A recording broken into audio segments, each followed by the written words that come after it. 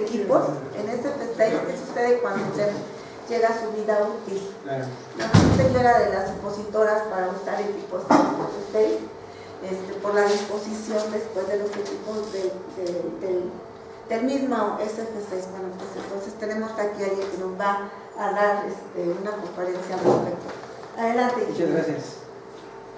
Muy buenas tardes. Mi nombre es Gregorio Hernández, colaboro para la empresa Schneider Electric. Tengo ya 17 años colaborando para Schneider y los últimos 5 años han sido enfocados en la actividad de servicios. Entonces, justamente dentro de esta área de Schneider Electric, pues hay un tema que es la disposición final del hexafluoruro de azufre como parte de la vida útil o parte del ciclo de vida de los equipos, ya cuando eso llega justamente al final de la vida útil. Entonces, en ese sentido, pues vamos a dar esta presentación. Cualquier duda que tengan, con toda confianza me pueden interrumpir. Soy Gregorio Hernández, estoy a sus órdenes. Gracias. Muy bien.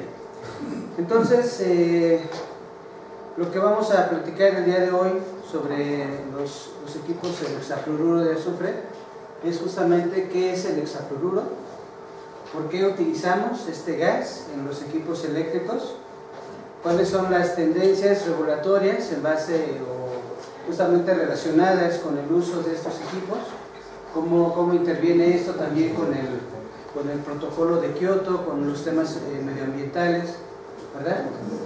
Y vamos a ver también cuáles son los beneficios de utilizar estos equipos y qué hacer al final de la vida útil de los mismos. Entrando ya en materia, prácticamente el hexafluoruro es una molécula, es un producto químico, es un gas químico que resulta de mezclar una partícula de azufre, que en este caso aparece aquí en color amarillo, ¿verdad? Y esta partícula de azufre se combina con 6 átomos de flúor. Entonces esto prácticamente hace la molécula del hexafluoruro de azufre. Esta molécula de hexafluoruro de azufre es un gas que es incoloro, es inoloro y también es inerte. Quiere decir que químicamente es neutral, no interfiere con ningún otro gas, no se combina, no hace reacción con ningún otro gas. Y prácticamente a las condiciones del medio ambiente, si pensamos en una temperatura de 20 grados centígrados y a un bar de presión, que es prácticamente la presión a nivel del mar, es un gas que es 5 veces más pesado que el aire, ¿sí? Entonces, prácticamente este gas, si nosotros soltáramos hexafluoruro en algún cuarto, en alguna habitación, pues el hexafluoruro quedaría prácticamente en el piso, ¿no? Quedaría en la parte baja, ¿verdad? En la parte baja, y ese es el lugar en donde se colocaría. Algunas personas piensan que el hexafluoruro pues, es tóxico, es nocivo para las personas, pero en realidad no es así. Incluso algunas aplicaciones están relacionadas a cirugía ocular. El hexafluoruro se ocupa en varios procesos, pero hay algunas de ellas que incluso están relacionadas con cirugía ocular. Entonces realmente no es un gas que sea tóxico, que sea dañino para las personas. Por ejemplo, cuando hablábamos de ese caso de que en una habitación se queda contenido el SF6, ahí el problema es que más bien se desplaza el oxígeno. Entonces, si una persona estuviera en esa habitación, el problema no es tanto que el gas SF6 fuera dañino para él o que lo mate, ¿no? El problema es que hay un desplazamiento del oxígeno. Entonces realmente la persona sí pudiera tener problemas, pero es por ese desplazamiento del oxígeno, no tanto por el gas en sí, ¿no? ¿Sale? Muy bien. Y hay algo muy chistoso en el caso del SF6. El SF6 produce que la voz se vuelva más gruesa. Entonces, si ustedes están en una habitación y de repente alguien tiene la voz más varonil, es probable que haya fuga de gases F6. ¿Vale? Así como el helio, ¿no? El helio produce un efecto contrario. Los globos de helio, cuando hay helio, hay algunas personas que juegan, ¿no?, con el helio que sueltan los globos y empiezan a hablar y sigue una voz muy aguda. En el SF6 el efecto es completamente contrario, la voz se vuelve más gruesa todavía. Muy bien. Entonces comentamos que el gas SF6 no es tóxico para las personas, no contiene ningún material nocivo, y según la reglamentación química es un material químico que en estado puro no tiene ningún contaminante, no es un material peligroso, ni tampoco es un gas que ataque la capa de ozono, ¿sí? Sin embargo, sí es un gas que está monitoreado por el tema de los gases de efecto invernadero, sí contribuye en esa parte. Y es que hay un tema que es por ejemplo, bueno, vamos a ver un poquito más adelante, pero sí está incluido dentro de esos gases que pudieran ser importantes de monitorear para el efecto de invernadero. Y esto va relacionado justamente al protocolo de Kioto. El protocolo de Kioto es un acuerdo que se firmó en Kioto en el año 1997, en donde se están monitoreando seis gases diferentes, y esos gases pueden tener injerencia en el calentamiento global, ¿sí? De estos gases hay los tres primeros que pueden ser gases naturales o creados con algún proceso de combustión, algún proceso, digamos, simple, natural, que es el dióxido de carbono, que es el más común. Después está el metano, óxido nitroso, y hay otros tres gases que se producen a partir de algún procedimiento industrializado. Entonces, estos son los gases que se están monitoreando en el protocolo de Kioto. Cabe hacer notar que este protocolo, aunque fue fue iniciado en el año 97, realmente la puesta en marcha, ya el funcionamiento real, se produjo hasta el 2005. ¿Sí? Pasaron muchos años de que se empezó a hablar del protocolo de Kioto para que ya realmente tomara marcha, ¿no? Para que tomara fundamento. Y otro dato importante es que de los países que más generan este tipo de gases, pues uno de ellos es Estados Unidos. Y Estados Unidos es un país que no ha firmado el protocolo de Kioto. Entonces, aunque es un tema global, es un tema universal, pues no todos los países se han adherido, y el más importante de ellos, por la cantidad de gas que está produciendo, es Estados Unidos, y él no lo ha firmado todavía. ¿Sale? Y también aquí un poco del protocolo de Kioto. Yo hace rato estaba investigando un poco, y fíjense que hay veces que hasta pareciera como algo muy ligero, como una medida muy ligera, porque se habla de que de estos gases, lo que se producía en el año 1990, recuerden que inició en el 1997, lo que se producía de gases, o lo que se generaba de gases en 1990, la idea es reducir un 5% ese valor, reducir un 5% para el año 2030. Entonces, la verdad es que hasta parece como de risa, ¿no? Porque es un valor muy vago. Un 5%, hablamos de prácticamente nada, ¿verdad? En un periodo de prácticamente 40 años, ¿no? Entonces realmente pareciera un valor muy bajo. Y además no se trata de que todos los países digan, bueno, pues vamos a bajar 5% en todos, ¿no? Sino que algunos países dicen, bueno, mira, yo en este gas puedo bajar un 10%, en el otro puedo bajar un 2%, en el otro un 7%, pero al final en toda la balanza el objetivo es llegar a un 5%, ¿no? Esa es más o menos la forma en la que está estructurado el protocolo. Muy bien, ¿alguna pregunta hasta ahorita? ¿No? ¿Vamos bien? Perfecto. Aquí vienen algunos otros datos importantes del SF6. Hay un factor que se llama GWP, que es Global Warming Potential. Y hablando específicamente del SF6, aquí nos indica que 1 kilogramo de SF6 equivale a 22.000 kilogramos de CO2, ¿sí? Entonces, aquí lo que vemos es que el potencial de calentamiento global que tienen estos gases se toma como referencia el CO2, porque el CO2 es el más común, ¿sí?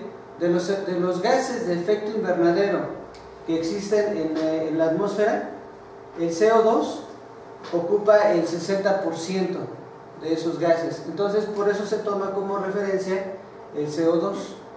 Y entonces lo que nos indica es que 1 kilogramo de gas SF6 pudiera tener el potencial, pudiera causar un daño similar a 22.000 kilogramos de CO2. Es por eso que el gas SF6 pues toma una relevancia importante, porque el daño que puede causar pues es un daño severo, ¿no? 1 solo kilogramo de SF6 corresponde a 22 toneladas de CO2. Entonces ahí es donde toma relevancia el monitorear el gas SF6. Pero también cabe hacer mención de que el gas SF6, en esta misma tabla en donde nos muestra lo que les comentaba, qué porcentaje existe este gas en la atmósfera, el gas SF6 pues es realmente mínimo, ¿verdad? Es una fracción de porcentual lo que ocupa. Entonces realmente se puede decir que no hay gas SF6 que esté regado por ahí, que esté esparcido por ahí. Y eso se ha logrado porque desde un principio el tema del gas SF6 se ha tomado muy en cuenta para fines de recolectarlo, de reciclarlo, de confinarlo de manera correcta. ¿Sí estamos? Entonces desde un principio se han tomado acciones para que el gas SF6 no esté suelto, no esté ahí suelto en la atmósfera, sino que desde un principio se ha ido controlando ese tema del gas SF6, ¿sí? Y es que hay otro tema importante. Otro tema es que ese gas SF6, su tiempo de vida en la atmósfera es de 3.000 años, ¿sí? O sea, cuando se produce gas SF6 y se dejara libre, pasarían 3.000 años para que el gas se llegara a destruir, ¿no? Se llegara a degradar. 3.000 años. Entonces, por eso es importante el monitoreo del gas SF6, porque aunque hay muy poco, pues pudiera ser que su vida es muy larga, ¿verdad? Y con un efecto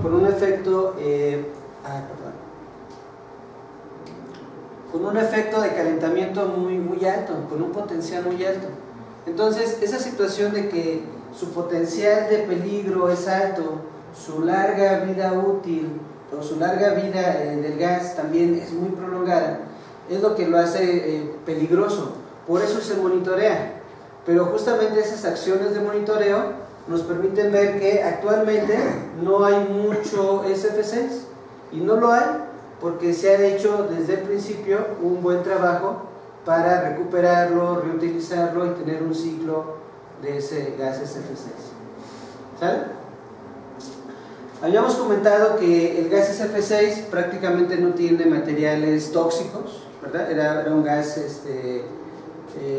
químicamente inerte, ¿verdad?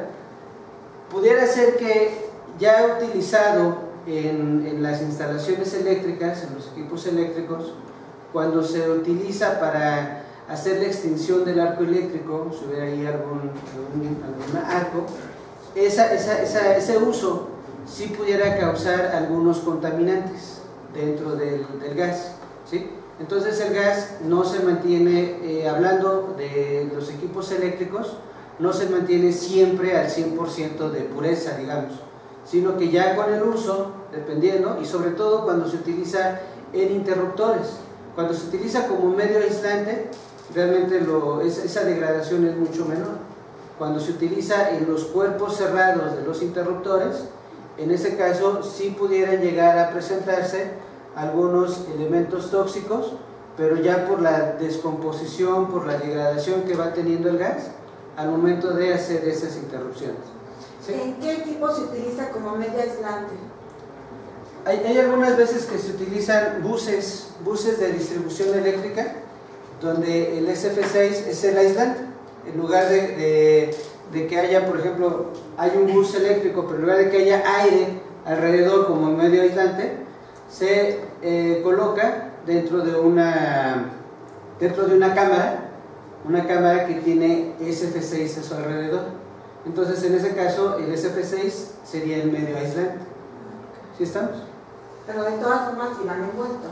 Va envuelto, pero ahí como no hay interrupción, nada más es la conducción de la corriente, entonces prácticamente ahí solamente funciona como aislante. ¿Sí estamos? ¿Para qué capacidades de tensión? Yo lo he visto para equipos de 130 kV, por ejemplo. Hasta 230. Hasta 230. Por lo menos en México. Sí. Por ejemplo, cuando usted sale a Toluca, si toma la autopista de Santa Fe a Toluca, hay una subestación ahí a un ladito, y esa subestación, por ejemplo, tiene esa tecnología. No, sí las conozco, pero como dijo, como medio aislante, pensé que tal vez ya habían llegado a transformadores. No, es para ese tema. Por eso lo pregunté. Muy bien. ¿Para qué equipos? Perfecto. Muy bien, entonces es por eso que comentamos que el gas SF6 es un gas importante para el tema de calentamiento global, no porque ya sea dañino en este momento, sino porque realmente su potencial pudiera ser alto. Y entonces es por eso que es importante trabajar en este tema de reciclado, recuperación del gas SF6. ¿Estamos? Muy bien. Aquí comentamos de algunos usos. El SF6 se utiliza desde el año 1960, se ocupa mucho en temas eléctricos, pero hay otras aplicaciones. Originalmente también se empleaba como elemento refrigerante, ¿verdad? Tiene una capacidad refrigerante muy buena, mejor que la del aire. Se utiliza también en la industria siderúrgica para trabajar algunos materiales como el magnesio, en la fabricación de semiconductores, también es muy utilizado. Y les comentaba que el tema de cirugías oculares, debido a que es un equipo que tiene muy buenas capacidades aislantes, es 2.5 veces mejor aislante que el aire, por ejemplo, entonces eso permite hacer equipos muy compactos.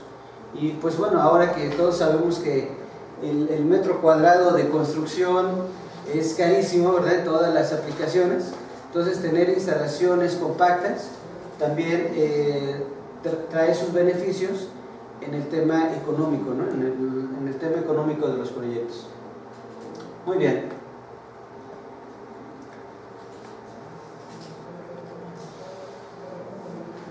Prácticamente esas características del gas SF6, el que se maneja siempre de forma confinada, pues hace también que los materiales que están dentro de las instalaciones pues no se sometan a los efectos del exterior, a la corrosión, a la salinidad, porque todo eso permanece, digamos, blindado con el gas SF6. Eso también alarga la vida útil de los equipos, ¿verdad?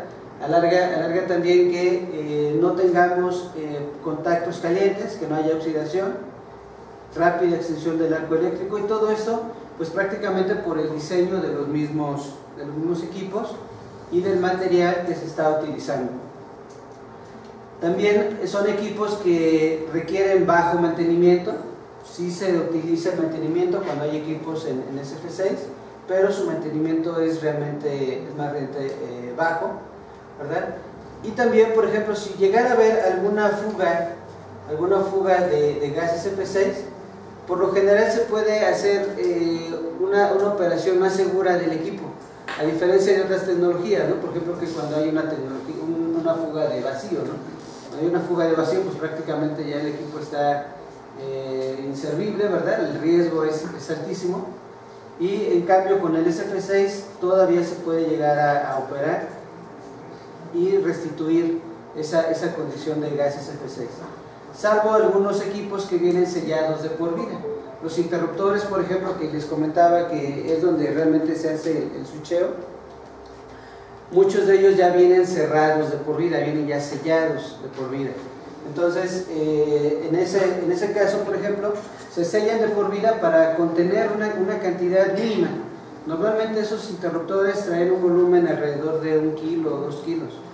Y ese material es lo que queda confinado, y ahí es donde se pudieran llegar a presentar algunos elementos tóxicos por la operación propia. ¿Quería comentar algo, señor? Sí, mi pregunta es, ¿todos los switches se pueden abrir con carga? Todos los switches se pueden abrir con Sí. carga. Cuando hablamos de los... Atención, que estoy trabajando, vamos. ¿Se pueden prácticamente- operar? ¿Mande?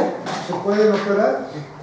Decimos que se pueden operar cuando se les llaman interruptores. El nombre sería interruptor. El interruptor es el que puede operar con carga. Hay algunos otros que reciben el nombre de switch, pero normalmente el switch son equipos de operación sin carga.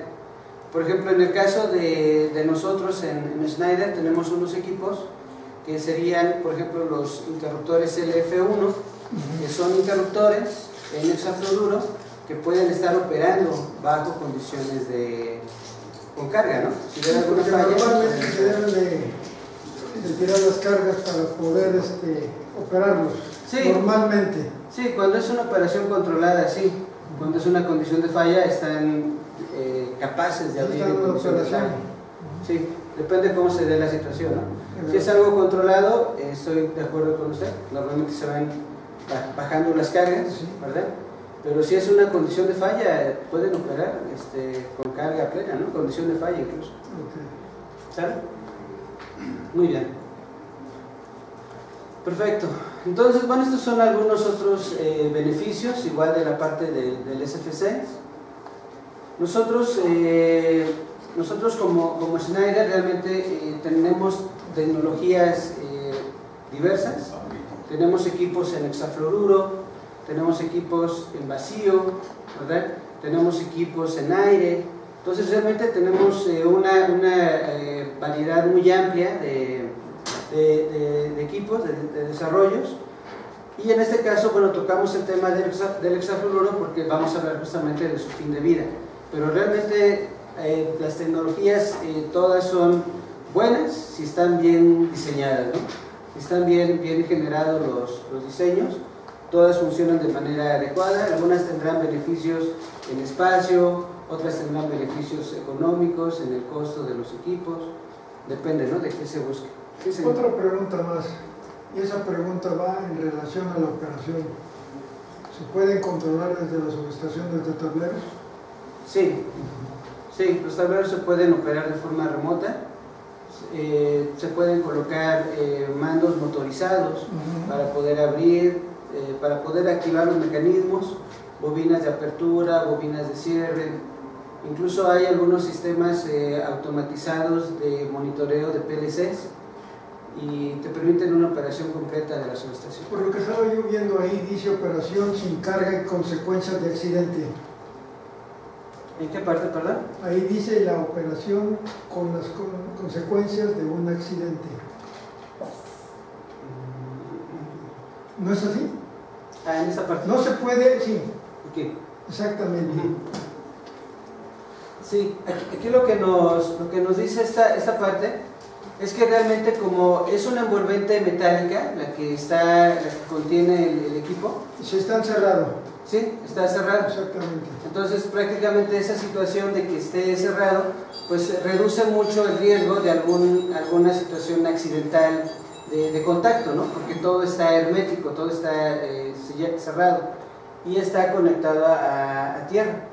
Entonces prácticamente eso hace que no haya algún riesgo de tocar alguna parte viva, porque todo está confinado dentro del gabinete. Sí, debe Más de que estar nada se aislado, refiere. ¿no?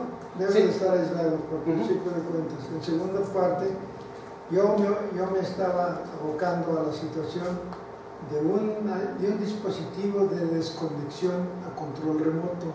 Ajá, desde tableros de subestaciones, porque por lo regular están en subestaciones. sí, así es. Y en caso de que no fuera así, estaba yo preguntando si se podría operar ya sea manualmente. Ah, ok. Sí, por ejemplo, los equipos siempre tienen la posibilidad de la operación manual. Siempre hay un botón, te puedes acercar al tablero, siempre hay posibilidad de operarlos manual. Pero como bien comenta, hay veces que las subestaciones están alejadas, ¿verdad? Y se convierten en subestaciones automatizadas, que ya nada más se monitorean desde fuera.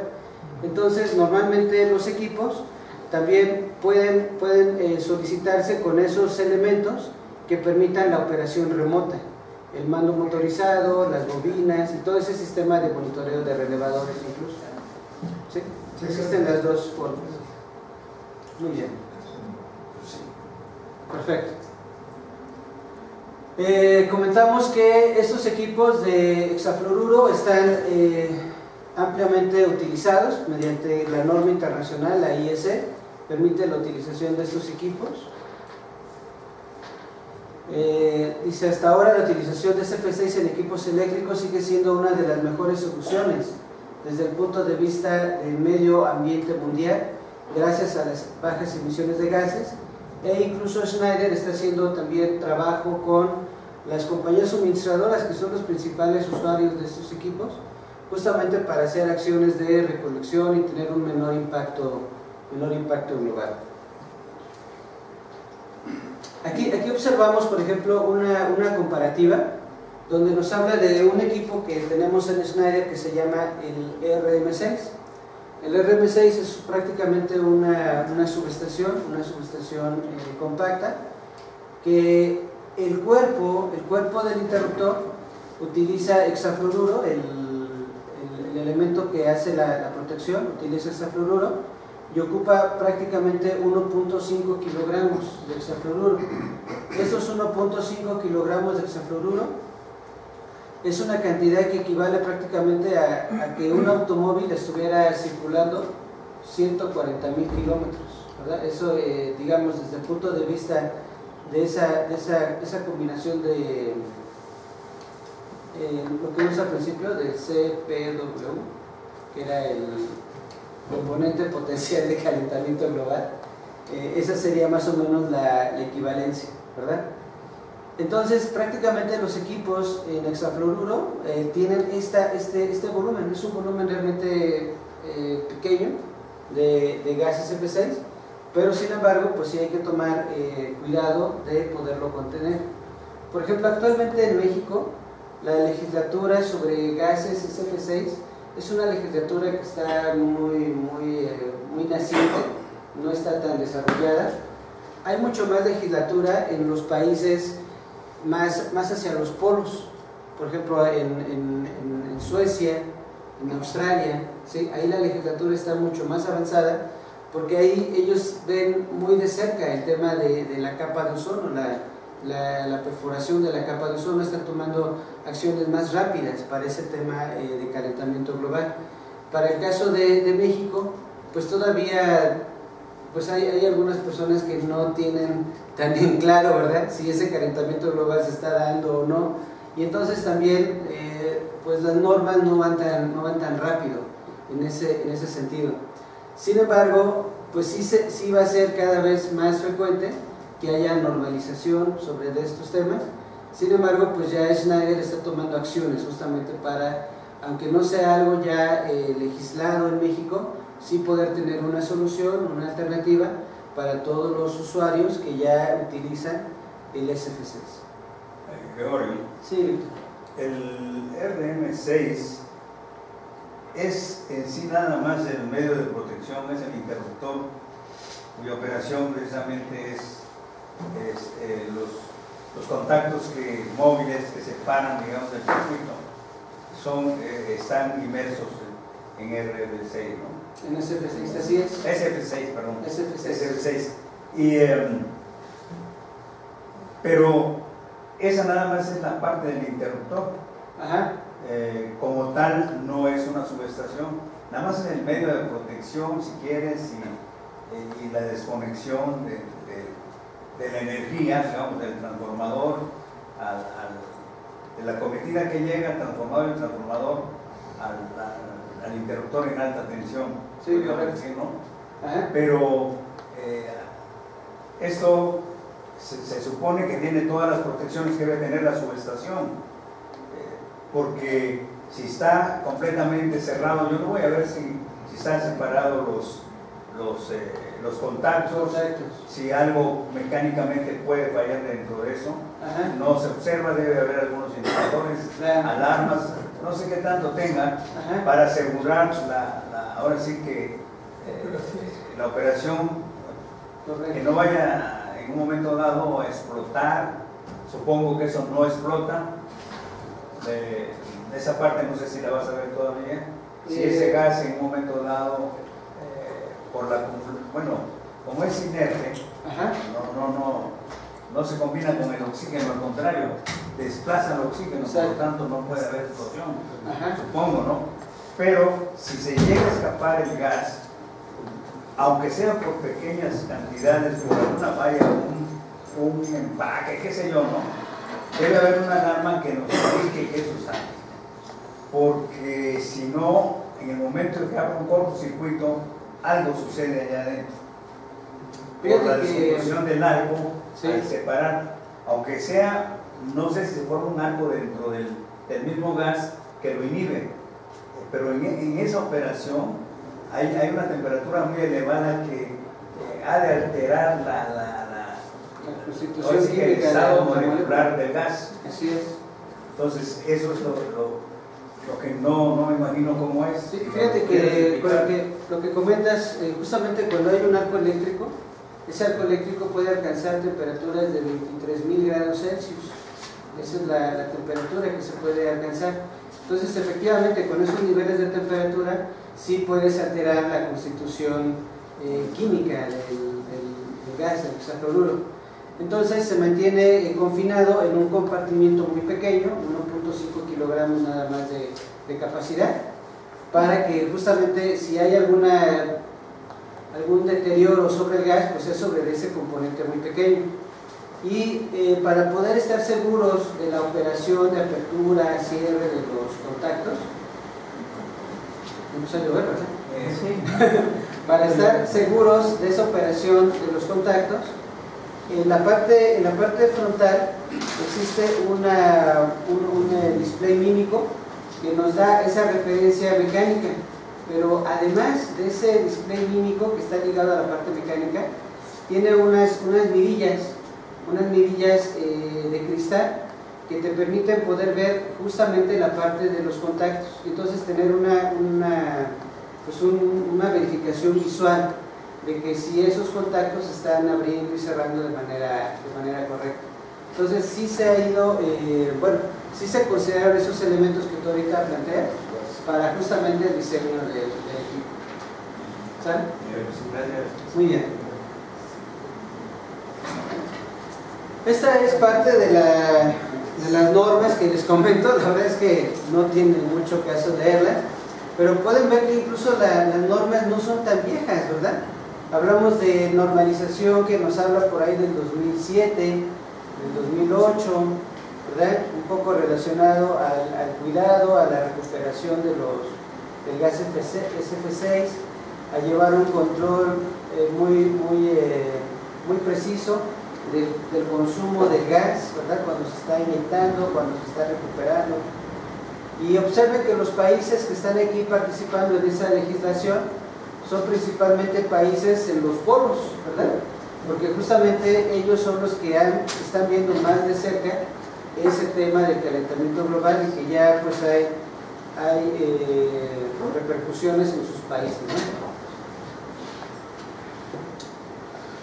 Esta lámina nos muestra un poco el ciclo de vida de los equipos. Cuando tenemos un equipamiento, su desempeño pues empieza a ponerse en punto justamente con la puesta en marcha, ¿verdad?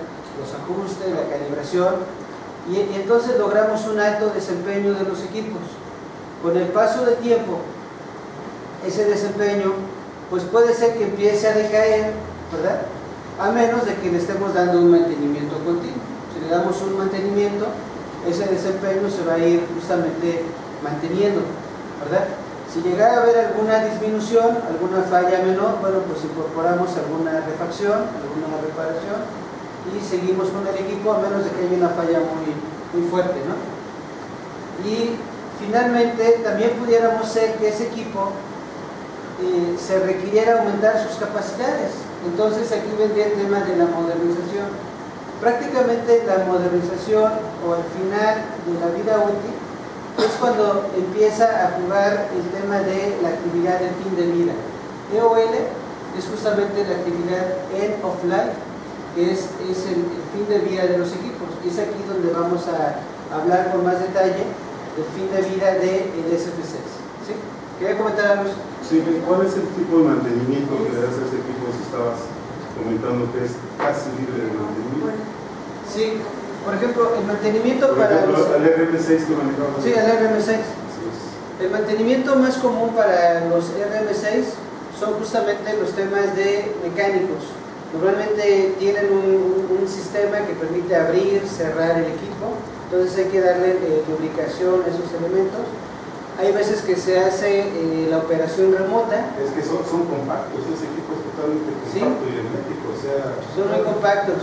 Entonces realmente ¿qué mantenimiento, verdad? Mucho del mantenimiento va en la parte mecánica.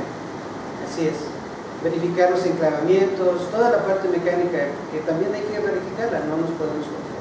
Pero no es una revisión física, no es un mantenimiento como tal, como limpiar contactos, como abrir el equipo. Normalmente es una revisión física de a través de lo que pasa es que hay diferentes tipos de mantenimientos. Justamente el primero de ellos puede ser una inspección visual, ¿verdad? Después vienen otro más que son pruebas de operación, verificar que esté abriendo, cerrando de manera consistente, de manera correcta. Y después viene incluso temas de sustitución de partes, lubricación de mecanismos. Entonces sí puede haber un mantenimiento que nosotros llamamos mantenimiento 1 o 2, que son acciones que puede realizar. Pero el mecanismo que si no es la palanca donde que abre y cierra, porque realmente el equipo no tienes acceso tú como usuario, como mantenimiento, no tienes acceso a eso. Sí, es que justamente ahí es donde es el mantenimiento 1-2, que es un mantenimiento, digamos, que puede hacer un técnico calificado, un ingeniero calificado, que forme parte quizás de la plantilla del usuario. Y hay mantenimiento 3 o 4, que ya es mantenimiento más a fondo, más preciso, que ya lo realiza justamente el personal de Schneider. Y ya tiene acceso a esos elementos. ¿Sí? Sí, señor. Pienso que los contactos propiamente dicho son los que están encapsulados. Así es. Pero el resto del mecanismo al que se le da mantenimiento es accesible. Eso es accesible, así es. Muy bien. ¿Y el tiempo cada cuándo? Mira, el tiempo depende mucho de las condiciones de uso, porque hay algunos de estos equipos que, por ejemplo, se utilizan, no sé, para un campo de golf. Y entonces, quizás en ese tipo de aplicaciones no hay un switcheo, no hay una operación tan continua. Pero habrá otras ocasiones en donde el uso de estos equipos es en un ambiente, una planta automotriz, en una nave, en una planta minera, ¿no? Una aplicación de minería, y entonces quizás ahí el switcheo, la operación sea más frecuente. Entonces no es un tiempo definido para cada equipo, sino más bien dependiendo de las condiciones de operación. Nosotros de cualquier forma recomendamos, tenemos algunos programas de evaluación, recomendamos que el mantenimiento no sea más allá de cada 4 años, el mantenimiento experto, ¿sí? No más allá de cada 4 años. Si el equipo se utiliza de una manera muy consistente, obviamente ese mantenimiento se va a hacer más rápido, ¿no? Cada 2 años. ¿Y para cuántas operaciones fabrican los equipos? Debe de tener un número, ¿no? Creo sí. Que seguramente el prototipo lo hace para más, pero digamos el promedio de vida para cuántas operaciones. Estos equipos de media tensión tienen por lo menos 5.000 operaciones. 5.000 operaciones. ¿Vale? Muy bien. Esta actividad dice, ¿qué es EOL? Es la respuesta a una pregunta en la actualidad. La pregunta nos indica: ¿cómo puedo reciclar mis equipos viejos de una manera profesional y respetuosa con el medio ambiente? ¿Verdad? Había ocasiones en que los equipos, pues ya cuando no los utilizábamos, pues se quedaban ahí arrumbados en alguna esquina, en algún cuarto, ¿verdad? Y los equipos, pues ahí estaban ahora sí que a la buena de Dios, ¿no? Quizás sometidos a efectos de temperatura, de corrosión, donde seguramente pues las láminas se iban a lastimar, o incluso también a algo de vandalismo, ¿no? Porque no faltaba quien llegaba ahí a tratar de desmantelarlo, sacar el cobre, sacar lo que pudiera usar para revelarlo quizás después, ¿no? Entonces, pues eso es una forma de dejar ahí el equipo olvidado. Pero realmente hablando de estos equipos que puedan tener SF6, pues sería como que una falta de conciencia global, ¿verdad? Quizás cuando son equipos más tradicionales, ¿verdad? Puro fierro, pues a lo mejor no pasa mucho, ¿no? Pero ya que contiene un gas como el SF6, sí hay que tener más cuidado y ser más respetuoso con el medio ambiente. Y es justamente por eso que el tema del EON toma relevancia cuando estamos modernizando las instalaciones, cuando los equipos llegan al final de su vida útil, porque nos interesa justamente recuperar esos gases SF6 para poder hacer una evaluación de los gases, y hay veces que se pueden reutilizar. Mucho del gas que se conjunta puede ser reutilizado, pero pues se tiene que recolectar de una forma adecuada. Cuando el gas se extrae de los equipos, se tiene que extraer a una presión de milibars, que prácticamente no quede nada. Sí existe una serie de documentaciones, de protocolos, en donde si nosotros hacemos la recolección de ese equipo, de ese gas, al momento que se crea el vacío dentro del equipo para extraer el gas, debe haber una presión mínima para asegurarnos que prácticamente no queda nada en el compartimento, ¿no? Sí, Gregorio, la vida útil, como dices, depende del uso que se le dé. Correcto. Pero cuando se hacen pruebas de cualquier equipo, sobre todo interruptores, tiene un número de operaciones máximas durante su vida. Esto es, no sé, para esas potencias, podríamos decir, unas 100 operaciones con carga, por decir algo. A lo mejor en 10 años apenas lleva una, ¿no? Pero ¿qué sucede cuando, por razón de los trabajos que se desempeñan, sí hay momentos que se ponen, digamos, corrientes de corto por allá y tienen que abrir el interruptor? Y entonces su vida útil llegaría al máximo de operaciones que debe llegar, o llega antes por la frecuencia de operaciones. ¿Cómo se mide? Hay que desecharlo ya, el equipo, sustituirlo por otro, porque ha llegado a su vida, al final de su vida útil, como un interruptor. Por ejemplo, un interruptor termomagnético, lo más sencillo, una vez que ha operado a su máxima potencia de cortocircuito para el que fue instalado en el lugar del cortocircuito, se debe desechar. ¿Qué sucede con eso? Cuando, digamos, abra la máxima potencia para la que fue calculado y que necesariamente está dentro del rango de cortocircuito que puede aguantar su capacidad de interrupción, ¿sí?, de cortocircuito, la operó bien y tal. No hay que desecharlo, hay que dar mantenimiento, o definitivamente ahí llegó su vida útil. Es una muy buena pregunta. Es una muy buena pregunta, muy completa. No tengo la respuesta en este momento. Sí, porque estamos hablando del fin de la vida útil. ¿Qué vamos a hacer cuando ya lo vamos a desechar por el peligro que representa, no sé si todo el equipo o nada más el gas. Mira, normalmente esos equipos, como comentábamos hace un momento, la vida útil mecánica son 5.000 operaciones, por lo menos. En condiciones de falla, efectivamente, pudiera ser menos. Hay algunos relevadores incluso que te van como que sumando, ¿no? ¿Cuáles son los esfuerzos de corriente a los que he estado sometido? Sin embargo, la mayoría de las aplicaciones de estos equipos, el final de su vida útil es cuando ya la tecnología se vuelve obsoleta, ¿no? Cuando ya funcionalmente ya no es útil el equipo, sino que se va a cambiar porque se requieren otras prestaciones, se requiere otro equipo. Esa es la mayoría de las veces, la verdad. Entonces, la respuesta que tú estás planteando sí puede ser, es cierto. No tengo la respuesta porque es como que un caso muy específico, pero la mayoría de las veces cuando se requiere hacer el fin de vida de esos equipos es más bien porque ya se está rediseñando la subestación, se están buscando nuevos alcances y los equipos que teníamos anteriormente ya no son útiles. Entonces se desechan y es justamente ahí donde viene el fin de vida, la mayoría de las veces. De otra parte, la verdad tendría que investigarla, no la tengo ahorita la respuesta. Cuando sucede este caso, que sería la mayor de las veces,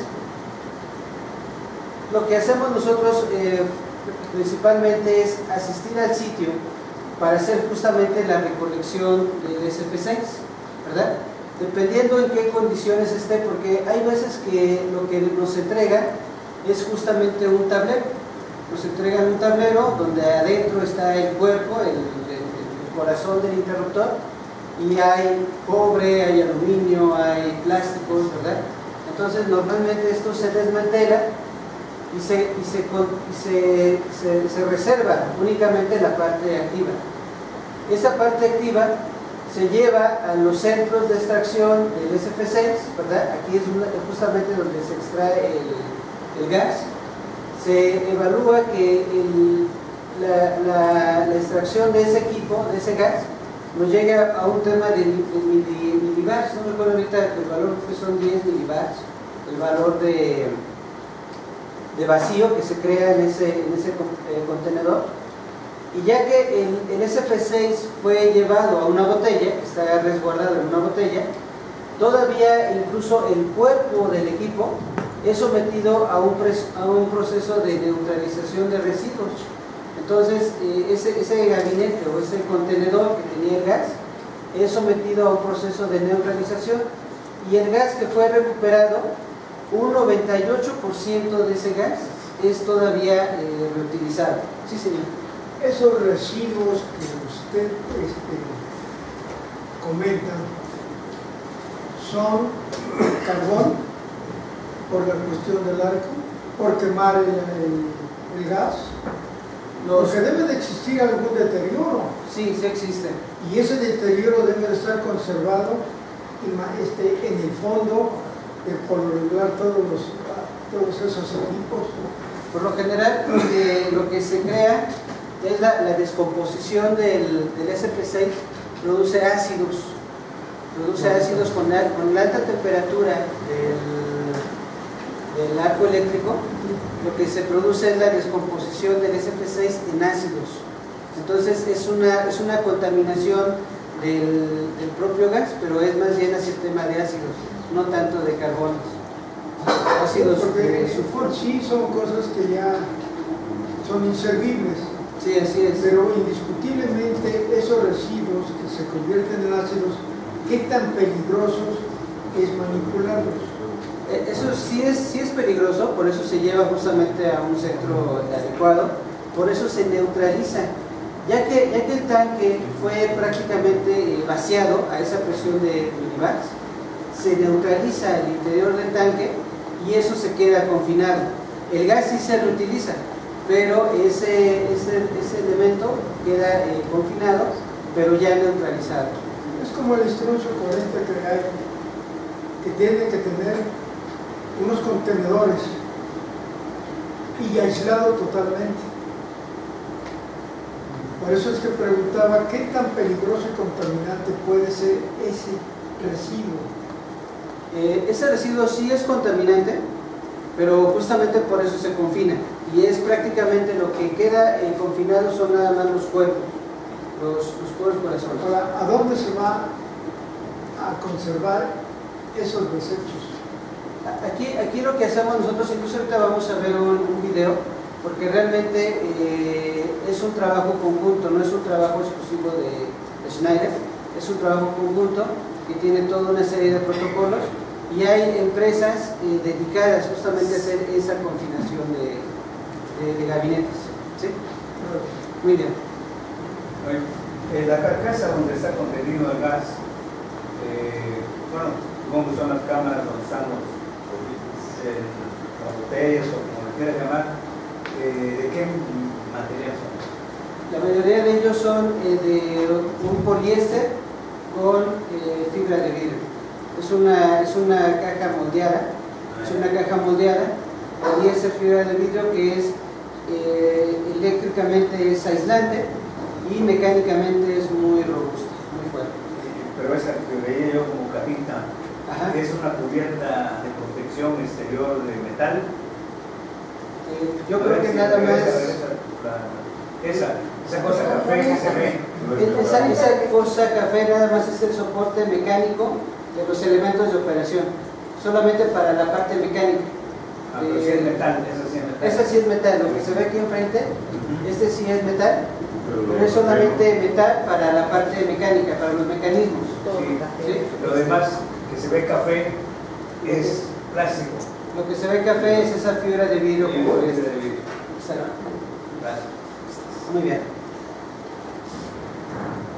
Y bueno, pues prácticamente los beneficios es cumplir con esa normativa que, aunque en México comentamos que está todavía muy incipiente, pero sí ya ir creando esa cultura local, porque también si no lo hacemos nosotros, digamos por nuestra voluntad, pues después van a ser las normas y van a ser muy estrictas, ¿no? Muy rígidas.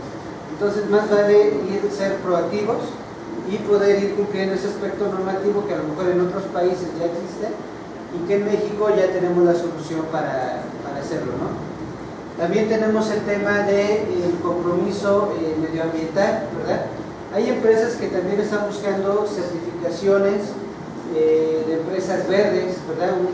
Una empresa ecológica, y justamente este tipo de acciones nos ayudan a tener esa imagen de empresa verde, ¿no?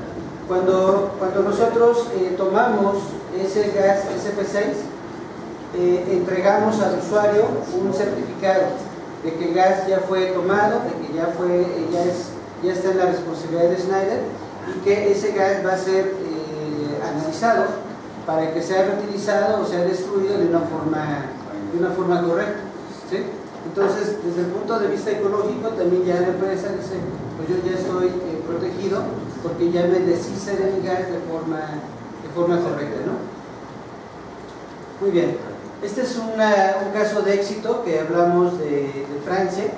En Francia hay una empresa que se llama EDF, que es el equivalente a Comisión Federal, y con ellos existe un convenio de 5 años en el que se va a estar trabajando prácticamente 1 tonelada de hexafluoruro de azufre en diferentes momentos, ¿verdad?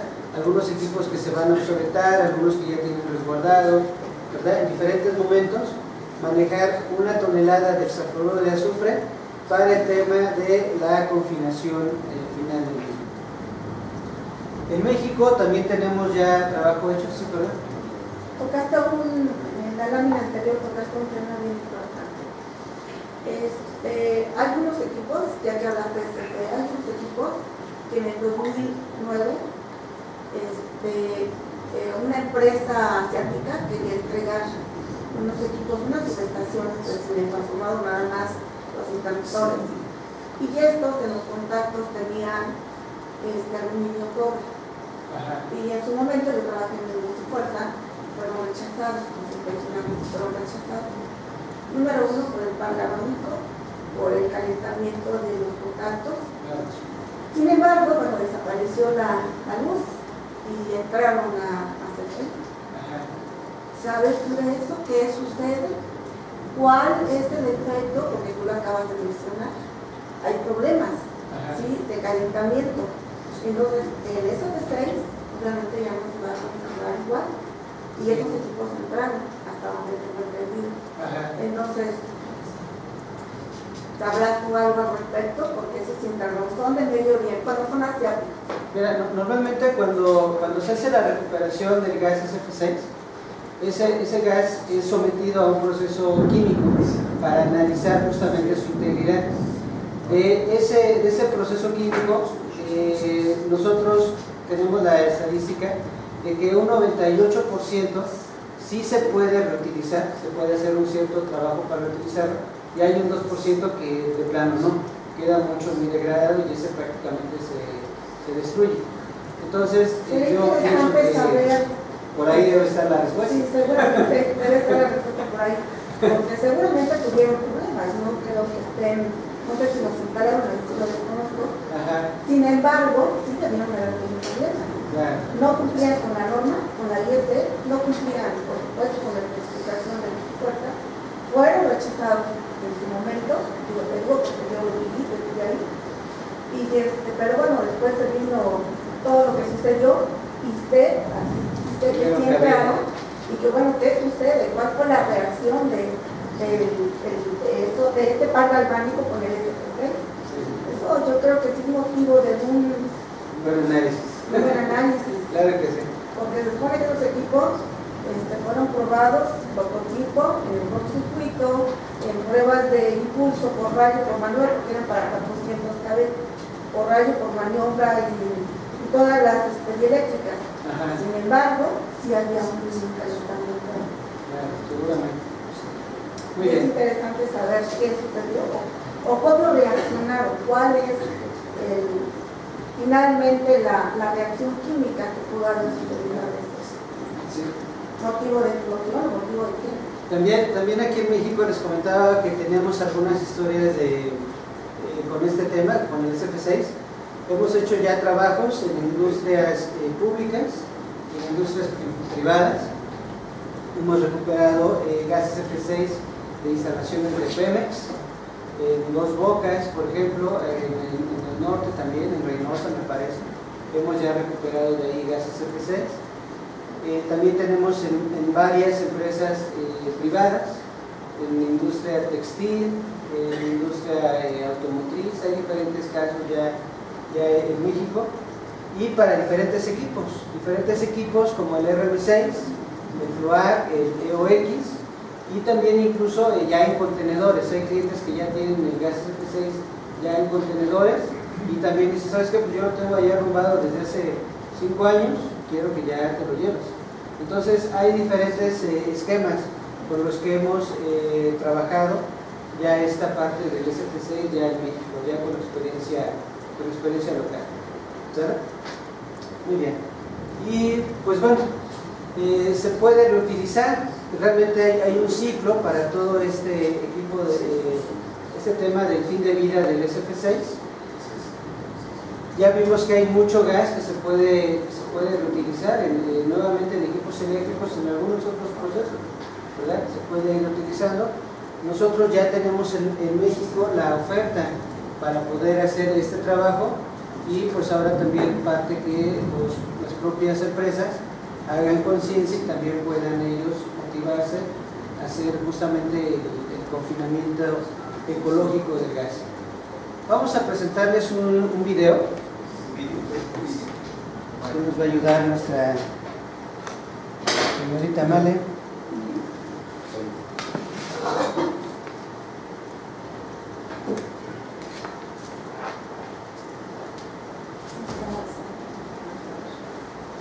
Vamos a mostrarles un video de justamente cómo funciona todo ese ciclo de la recolección del gas SF6. Está muy pequeño, pero... Aquí prácticamente esta es la empresa que está fabricando el SF6, y nosotros como Schneider lo recibimos y lo inyectamos en nuestros tableros, en nuestros equipos, ¿verdad? Entonces llevamos ahí un control del gas que estamos utilizando. Esos equipos ya llenos, nosotros los embarcamos a los usuarios finales. Los usuarios finales, la mayoría de las veces ya tienen en sus subestaciones quizás equipos viejos, equipos obsoletos. Entonces retiramos esos equipos viejos. Hay veces que tienen hexafluoruro, hay veces que tienen otra tecnología, y colocamos los equipos nuevos. Los equipos viejos nos los llevamos y los llevamos justamente a una planta de extracción y de purificación de ese gas.